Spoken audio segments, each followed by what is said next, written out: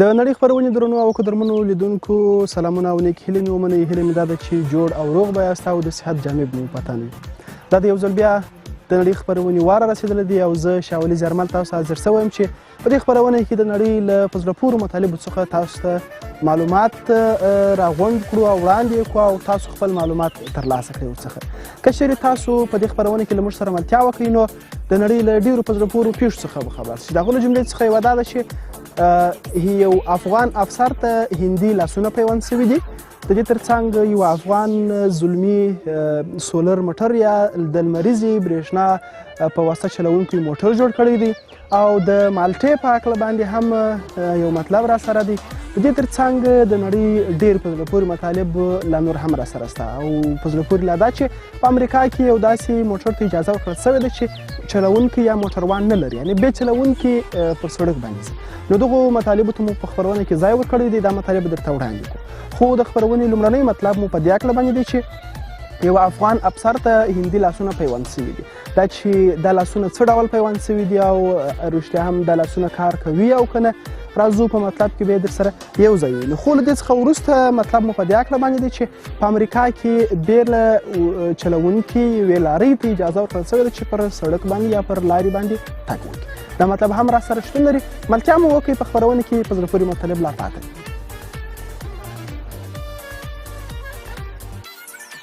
د افغانستان د ملي امنیتي ځواکونو یو تن افسر چې د کندهار په ولایت کې د مین د خنثی کولو پر مهال یې دواړه لاسونه غوڅ شول، په هندوستان کې عملیات شو. 30 کلن عبدالرحیم ته د یوه بریالي جراحي عملیات په پایله کې د یو تن هندي لاسونه پیوند شول. شاوخوا 3 کاله وړاندې عبدالرحیم په کندهار کې د نظامي عملیاتو پر مهال غوښتل چې چاودیدونکي مواد خنثی کړي، خو د ناڅاپي چاودنې په پایله کې دواړه لاسونه غوڅ شول. 4 میاشتې وړاندې عبدالرحیم په هندوستان کې د امریکا د طبي علومو انسټیټوټ ته یوړل شو تر څو ورته د بل انسان لاسونه پیوند شي، چې په پایله کې د یو تن 54 کلن هندي سړي لاسونه چې په یوه ترافیکي پیښه کې مغزي سکته کړې وه عبدالرحیم ته پیوند شول. دا لاسونه د 10 جراحانو په واسطه د 15 ساعتونو په اوږدوالي سره د عملیاتو په پایله کې عبدالرحیم ته پیوند شول. اوس مهال عبدالرحیم کولی شي چې د خپلو نوو لاسونو سره ورځنۍ چارې پر مخ یوسي. ډاکټران وایي چې د هرې ورځې په تیریدو سره به د عبدالرحیم نوي لاسونه لا زیات پرمختګ وکړي. د دې لپاره عبدالرحیم باید شاوخوا 10 میاشتې د فیزیوتراپي درملنه وکړي.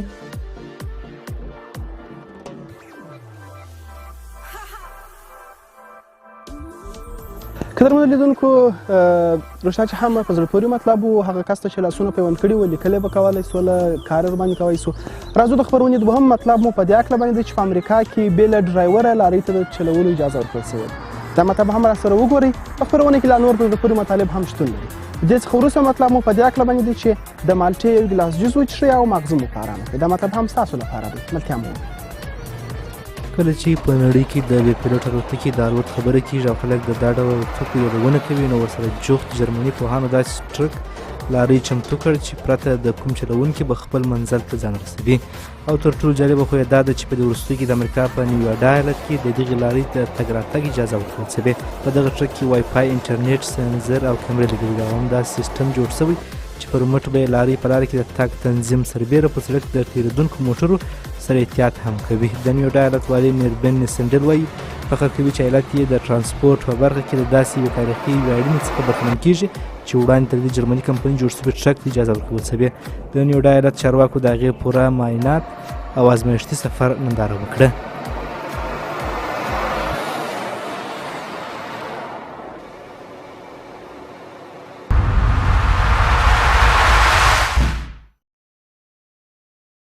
د نړۍ خپرونې درنو او قدرمنو لیدونکو، دا مطلب مو وکتئ چې رښتیا هم بې له ډرایوره لارۍ په لاره باندې تله. راځو د خپرونې دا مطلب مو هم د مالټې په هکله باندې ده چې په نن سبا کې ګرمي زیاته شوې ده. نو وایي د مالټې 2 ګیلاسه جوس وڅښئ او ماغزه مو په قراره کړه. دا چې د مالټې جوس څومره ګټور دی او څومره ګټه لري، راځو په مطلب کې به یې درسره یو ځای ووینو. خو لا نور مطالب هم شتون لري. ملتیا مو وکړئ. د مالټې 2 ګیلاسه جوس وڅښئ او ماغزه مو تازه کړئ. لندن وایي مالټه د ویټامین سي غوره سرچینه چې په خوړلو سره یې د پوستکي ښکلا، د سترګو وده او نمو او د وجود دفاعي سیستم پیاوړی کیږي او همداراز د یوې نوې څېړنې پر اساس په ورځنۍ توګه د مالټې په خوړلو سره د مغزو په وړتیا کې هم ناشنا زیاتوالی راځي. د برتانیې د ریډینګ پوهنتون روغتیا پوهانو د خپلې یوې نوې څېړنې پر مهال د شپېتو څخه تر 81 کاله عمر لرونکو خلکو ته تر 2 میاشتو پورې هره ورځ د مالټې 500 ملي لیټره د مالټې جوس ورکولو. د څېړنې پر مهال د دغو خلکو په خبرو کې تعادل او برابروالی، مغزي وړتیاو او اوریدلو حس او ځواب ویلو کې په تدریج سره غوروالی راغلی و. دغه روغتیا پوهان وایي په مالټه کې د فلووینویډز په نوم کیمیاوي ماده په زیات اندازه شتون لري چې د مغزو د پوهېدلو او معلوماتو د زیرمتون یوې مهمې برخې هیپوکامپس پورې د سیګنال او پیغام رسولو پروسه پیاوړې کوي. روغتیا پوهان وایي چې د مغزي کړنو مغزو د تازه ساتلو لپاره دا اړینه نه ده چې هره ورځ د مالټې ټاکلې اندازه جوس وڅکئ، بلکې د ذهن د تازه ساتلو او د ذهني وړتیاو د پیاوړي کولو ترڅنګ د ځینو نورو ناروغیو څخه د خلاصون لپاره هم دغه څښاک په خپل ورځني څښاک کې شامل کړئ، ځکه دا یو طبیعي نبات دی چې وجود ته هیڅ ډول زیان نه لري.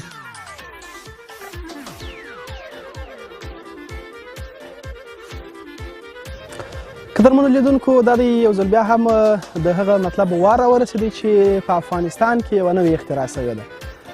هر ځل مو په نړۍ خپرونه کې د نړۍ له پیښو څخه خبرولو، تاسو مو خبرولاست او دا ځل مو د افغانستان څخه هم یو په زړه پورې مطلب چمتو کړی دی.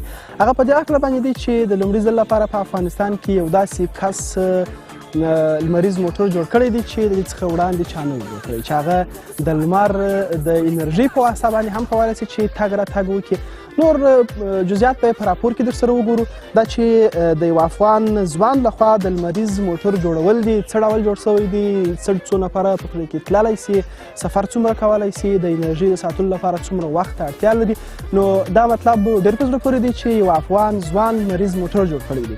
دا مطلب در سره وینو. خو له دې څخه وروسته مطلب مو بیا هم په دې هکله باندې دی وایي چا چې د نوبل جایزې ګټلې دي هغه شیدې ډېرې څښلې دي. نو راځو د دې مطلب څخه وروسته دا مطلب هم در سره شروع کوو. دا چې د شیدو څښل او د نوبل جایزه څه تړاو سره لري بیا به په مطلب کې درته روښانه. خو اوس راځو د لمریزې انرژۍ په هکله یا د لمریزې کوم موټر چې د لمریزې انرژۍ په واسطه چلول کېږي یا تا کولی شي دا مطلب لرو ویې ګورئ. د یو افغان ځوان لخوا د لمریز موټر جوړول. لمریز موټر د وحید الله سباون ګردیزي د یو نیم کال د پرله پسې کار ثمره ده. دغه موټر د چلونکي په ګډون کولی سي 2 تنه ولېږدوي. رنګ یې آسماني دی او 2 سولر لري چې په مخ او شا کې نصب سوي دي. مهندس سباون چې د برېښنا په څانګه کې د لیسانس سند لري وایي چې دغه موټر جوړونې یو نیم کال وخت نیولی دی او $15,000 لګښت پرې راغلی دی. که چیرې حکومت او سوداګر د دغو شان موټرو د تولید او پراختیا لپاره پانګونه وکړي او ژوند، چاپیریال او هوا د ککړتوب مخنیوي به وشي. انجینر سباون زیاته کړه، ما وغوښتل چې داسې موټر جوړ کړم چې د لمر او برېښنا په ځواک کار وکړي.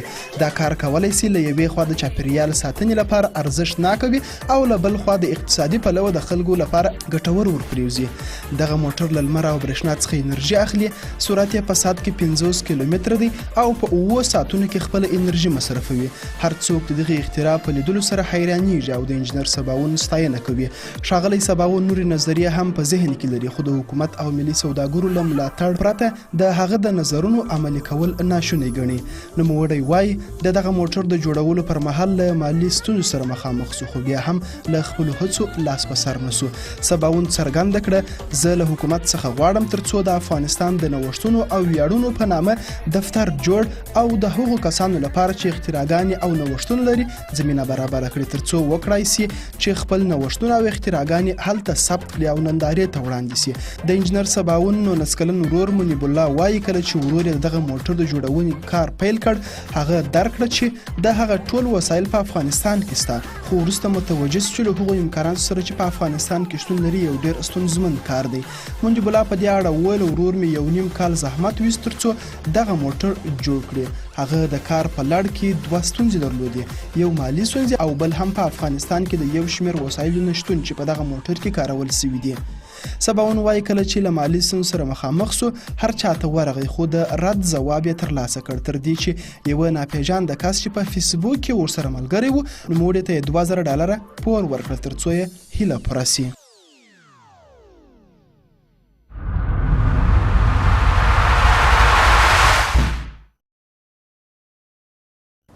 قدرمن لیدونکو دا ځل مو بیا هم یو ډېر په زړه پورې مطلب چمتو کړی دی. هغه په دې اړه باندې دی چې لکه مخکې مو د سره ژمنه وکړه هغه کسان چې د نوبل جایزې ګټلې دي هغه شیدې ډېرې څښلې دي. دا چې د شیدو څښل او د نوبل جایزه څه تړاو سره لري په مطلب کې به یې درته روښانه کړو. خو له دې څخه وروسته مطلب مو په دې اړه باندې دی چې فیسبوک چې یوه ټولنیزه شبکه ده د دې بنسټګر څوک او څومره معاش اخلي.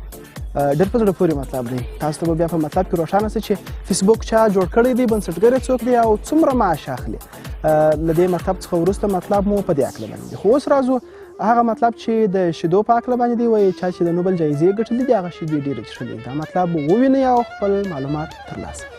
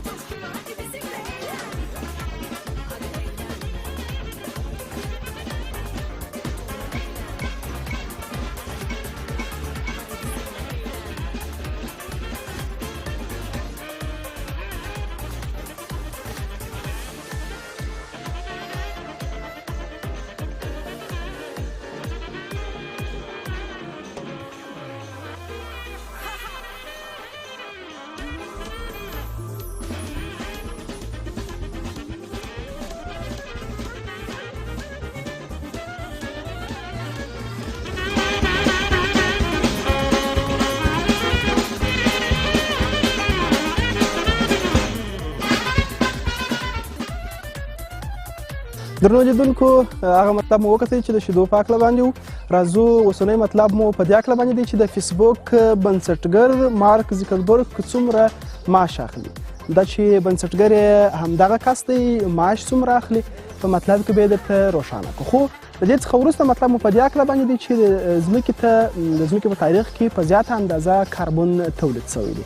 دا چې د ځمکې اټموسفیر ته په تاریخ کې تر ټولو زیات کاربن ولې خپور شوی دی یا د کاربن ګاز ولې خپور شوی دی، زیانونه لري او که نه په مطلب کې به بیا وروسته درته روښانه کړو. خو اوس راځو د فیسبوک په اړه چې کوم مطلب دی دا تاسو ووینئ او خپل معلومات ورڅخه ترلاسه کړئ. د فیسبوک بنسټګر مارک زیکربرګ څومره معاش اخلي؟ کله مو هم د هغو خلکو په اړه اورېدلی چې ټول کال کې یوازې $1 معاش اخلي. هو په دې کسانو کې ځینې د سترو کمپنیو مدیران او مالکان هم دي، خو بیا هم په کال کې یوازې $1 معاش اخلي. د انټرنیټ او فیسبوک په کارونکو کې به داسې کس نه وي چې مارک زکربرګ ونه پیژني. مارک زکربرګ د فیسبوک بنسټ ایښودونکی په اجتماعي رسنیو کې یو له پیژندل سویو څیرو څخه دی. د مارک زکربرګ نوم اورېدو سره به د ډیرو په ذهن کې ورګرځي چې کیدای سي نوموړی هره میاشت په لکونو ډالر معاش واخلي، خو په حقیقت کې داسې نه دی. مارک زکربرګ هم د هغو کسانو له جملې څخه دی چې په کال کې یوازې $1 معاش اخلي. $1 معاش اخیستونکي کسان ځان ته یوه جلا ډله ده او مارک هم د دغې ډلې یو غړی دی. له مارک سربیره د دغې ډلې ټول غړي سره ده دي چې د مختلفو کمپنیو مالکان او مدیران دي، خو بیا هم په کال کې یوازې $1 معاش اخلي. د $1 معاش اخیستونکو په دغه ډله کې د امریکایي سینما هالیووډ پیژندل سوې څیره آرنولډ شوازنیګر هم شامل دی، کوم چې له 2003 زیږدیز کال څخه تر 2011 کال پورې د کلیفورنیا ایالت والی پاتې سوی. له آرنولډ پرته د امریکا پیژندل سوی سوداګر او سیاستپوه مایکل بلومبرګ هم د دغه ډلې له غړو څخه دی. له یادو څو کسانو سربیره د ټیچ اسکرین پلار لقب ګټونکی د اپل کمپنۍ بنسټ ایښودونکی اسټیف جاب او د ګوګل کمپنۍ مدیر لیری پیج هم د دغې ډلې له غړو څخه دي. یاد سوي کسان د کمپنۍ له مختلفو برخو څخه زیات اندازه ګټه او سرمایه ترلاسه کوي او د نړۍ له شتمنو کسانو څخه ګڼل کیږي، خو خپلو کمپنیو کې د خپلو خدمتونو وړاندې کولو په بدل کې په کال کې یوازې $1 معاش اخلي.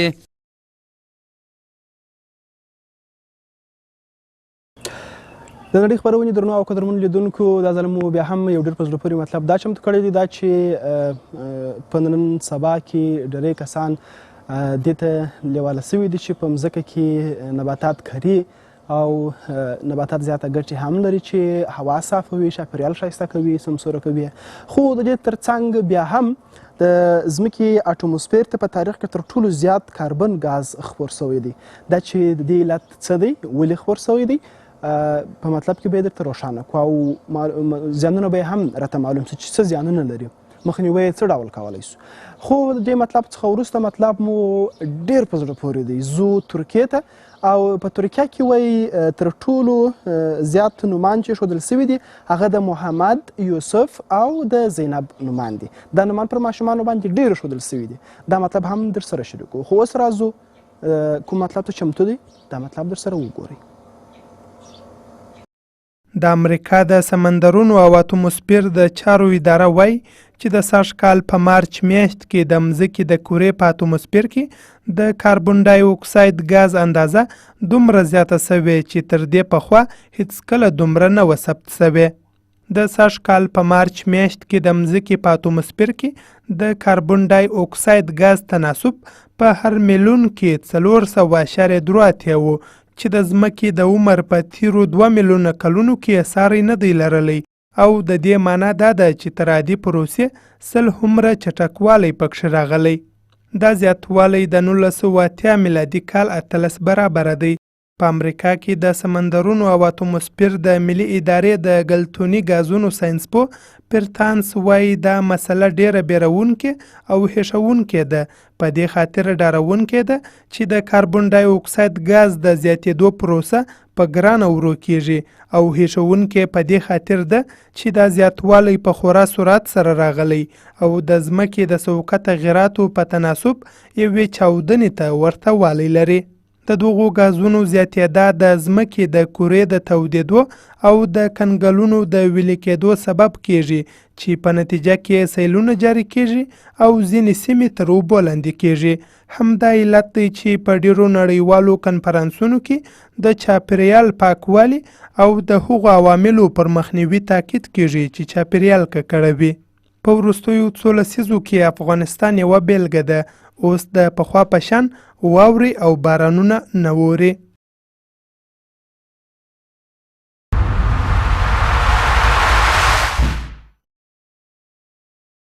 قدرمنو لیدونکو، د خپرونې دا مطلب مو بیا هم په دې هکله باندې چې په ترکیه کې چې کوم نومان زیات ښودل سوي دي د دغو نومانو په هکله باندې دی. په ترکیه کې چې زیات پر ماشومانو باندې نومان ښودل سوي دي هغه د محمد، یوسف او زینب نومان دي. دا چې دا نومان اسلامي نومان دي پر ماشومانو باندې زیات ښودل سوي دي. په دې هکله هم یو په زړه پورې مطلب را سره دی، دا مطلب هم وګورئ او خوند ترې واخلئ. که چېرې ستاسو په ماشومانو کې دا نومان هم وي نو هغه ماشومان به ډېر ورته خوشحاله سي. راځو د خپرونې بل مطلب د دې څخه وروسته مطلب مو په دې هکله باندې دی چې په بنګلادیش کې کټ مټ د تاج محل په شان یو ماڼۍ جوړه سوې ده چې تاج محل یو د نړۍ له مشهورو ځایونو څخه دی. په بنګلادیش کې هم دا چې اصلي تاج محل په هندوستان کې دی، دغه څخه دوهم تاج محل چې د هماغه په شان دی په بنګلادیش کې جوړ سوی دی. دې څخه وروسته مطلب مو په دې هکله باندې دی. خو اوس راځو د ترکیې په هکله چې کوم مطلب دی دا مطلب در سره یو ځای ووینو.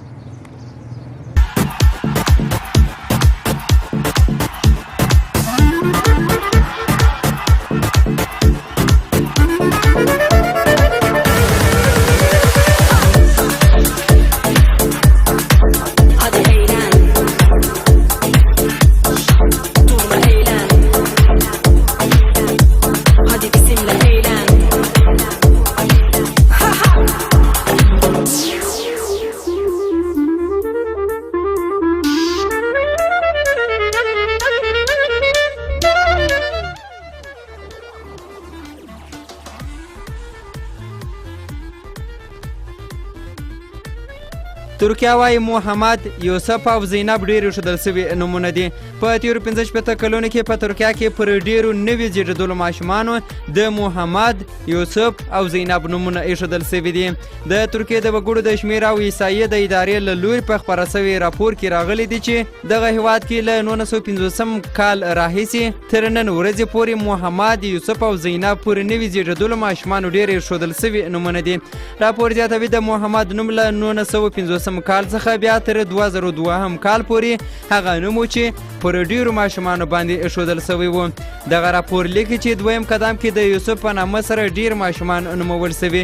وایي دغه سلسله تر اوسه پورې په دغه تناسب سره روانه ده، خو یوازې 2006 کال داسې کال و چې داردا نوم لومړی مقام ګټلی و. په ترکیه کې د محمد او یوسف له نومونو څخه وروسته نومان چې ترکان یې خپلو بچیانو باندې ږدي هغه د برات، مصطفی، عمر او احمد نومونه دي چې ترکان خپل بچیان ور باندې زیات نوموي.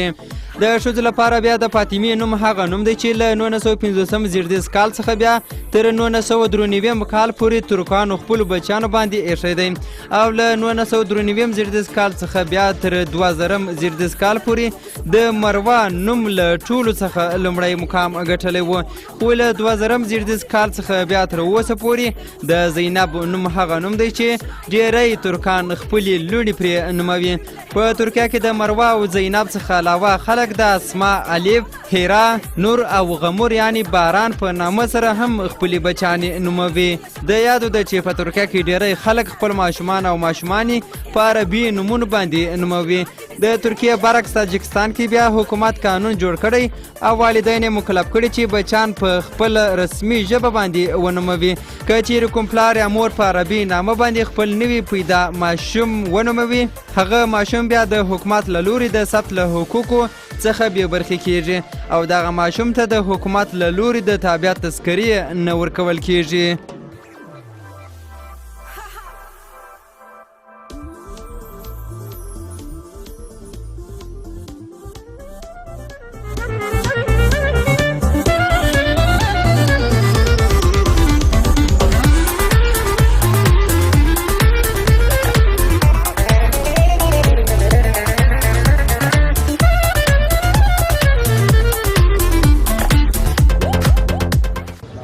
د نړۍ خپرونې درنو او قدرمنو لیدونکو، د خپرونې په دې برخه کې بیا هم په زړه پورې مطلب دا دی چې په بنګلادیش کې کټ مټ د تاج محل په شان یوه ماڼۍ جوړه سوې ده. دا چې د بنګلادیش تاج محل به د هندوستان له تاج محل سره څه توپیر ولري په مطلب کې در سره یو ځای شریکو. خو له دې څخه وروسته مطلب مو بیا هم ډېر په زړه پورې دی. هغه په دې هکله باندې دی چې په نړۍ کې تر ټولو زیات کوم رنګ خوښ دی د خلکو، د زیات خوښ لرونکي رنګ په هکله هم مطلب در سره شریکو. دا چې دا رنګ به څه رنګ وي د په مطلب کې درته روښانه کړو. اوس راځو بنګلادیش ته سر ورښکاره کړو.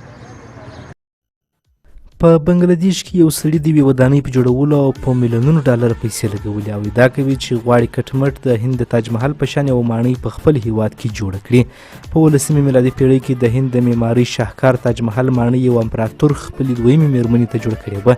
دغه مشهور فلم جوړونکي هندي فلمونه هم بیرته په بنګالي ژبه جوړوي. د تاج محل ماڼۍ د راجستان په مرمرو، د چین په کرسټال، د طبیعت په پیروزي او د سیریون په سپینو زرو سمباله ده چې د 12 کالو په ترڅ کې د سخت حمله ماتونکي زیار وروسته جوړه شوې ده. په بنګلادیش کې به د تاج محل کافي ماڼۍ په 6 کلونو کې هغه هم د ماشینونو په مرسته ودانه سي.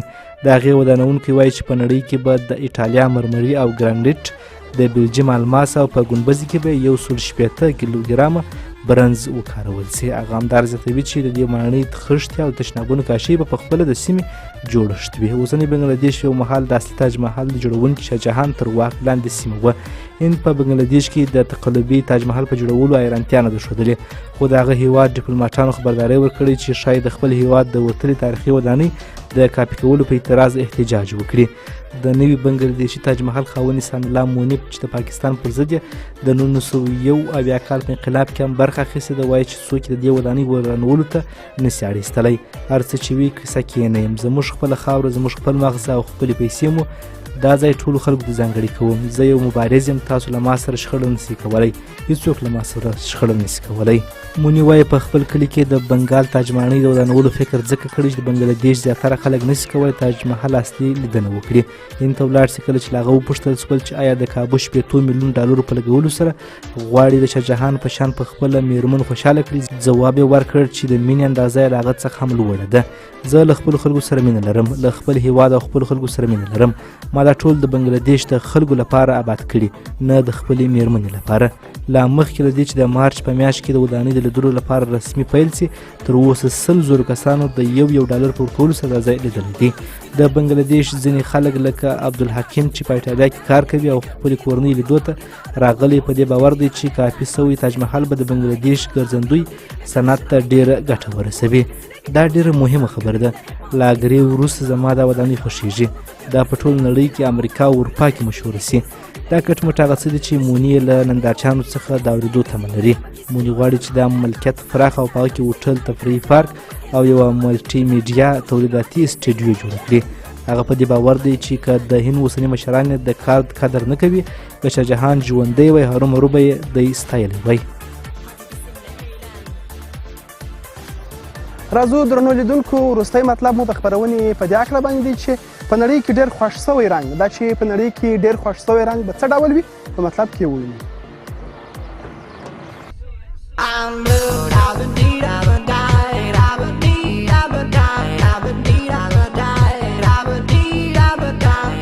ستاسې د خوښ رنګ کوم دی؟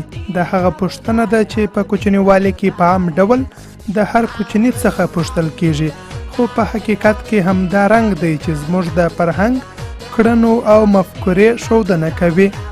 ممکن دا خبره ډیره جالبه وي چې په نړۍ کې د انسانانو ترمنځ د فرهنګي او مفکوروي توپیر سره سره بیا هم د نړۍ تر ټولو ډیر خوښ سوی رنګ آبي رنګ دی. د نړیوال بازار څیړنیز شرکت یوګو د نړۍ د 4 لویو وچو په بیلابیلو هیوادونو کې د ترسره کړې سروې پر اساس ویلي چې د یادو هیوادونو د ډیری خلکو د خوښ رنګ آبي دی. په یاده سروې کې ویل سوي چې په ځینو هیوادونو کې د هغوی د مذهبونو پر اساس سور او شین رنګ ته ځانګړی اهمیت ورکول سوی چې د تر ټولو ډیر خوښ سوي رنګونو په کتار کې په ترتیب سره 2م او 3م ځای لري. له دې نه علاوه ارغواني، ګلابي، تور او سپین رنګونه هم د خلکو د خوښۍ په رنګونو کې راغلي.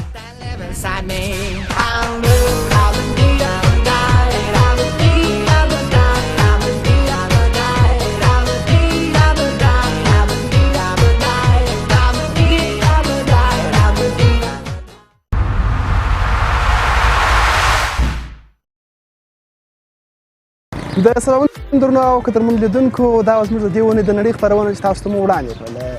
دعا دې وکړي چې د خپرونې مطالب مو خوښ سوي وي او خوند مو ترې اخیستی وي. تر بیا چې زه زیارمل تاسو حاضرېږم، پر لوی او بخښونکي خدای مو سپارم. د خدای په امان، ښه ژوند.